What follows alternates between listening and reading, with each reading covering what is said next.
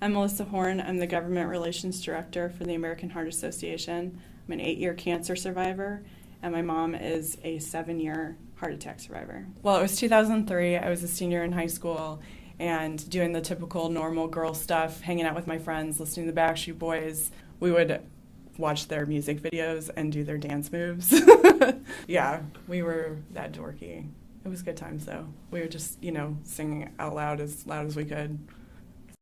Beginning of my senior year, I went on a family vacation, and I had gotten sick. I had lost my voice, and it was one of those things where we thought it was just a cold, but it turned into a lot more.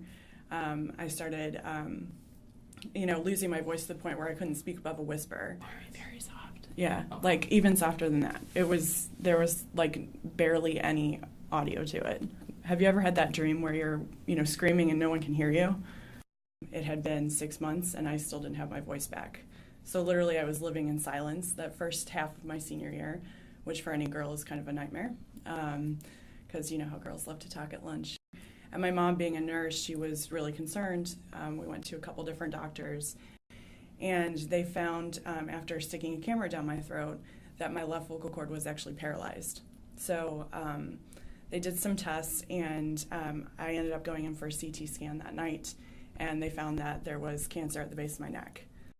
They had told me that, had it been another couple more weeks, the cancer was growing at such a rate that it would have choked me, and literally they would not have been able to clear the airway because it was a thick mass.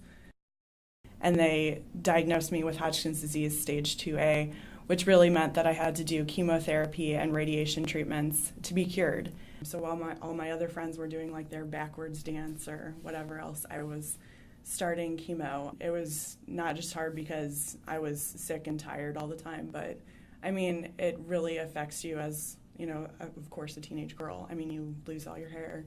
Take a brush and brush it out and it would just fall out. Being in public, literally sitting at a, booth in a restaurant, and then you get up and half your hair is stuck on the booth. I would get this intense metal taste in my mouth. All the drugs that were flowing into my body, first of all, they were poisonous, and then secondly, they were strong. So I could, all the veins in your mouth, you could just taste it. Unfortunately, I did miss things like prom. Everything else, I kind of slept through all of that. But I finished chemotherapy and then graduated with my class. I actually had high honors. Graduated and walked with my class in June before starting radiation treatments. My voice started to come back, which was great news because we had still been worried about going in for additional surgeries. So that was like part of the turning point for me, because I could see that I was almost done. Then after I had finished treatment, I went on to college, and I really didn't know what I was going to work on yet. I was political science major, pre-law, and then I had found one of my professors was a cancer survivor. I was started to get involved with Relay for Life.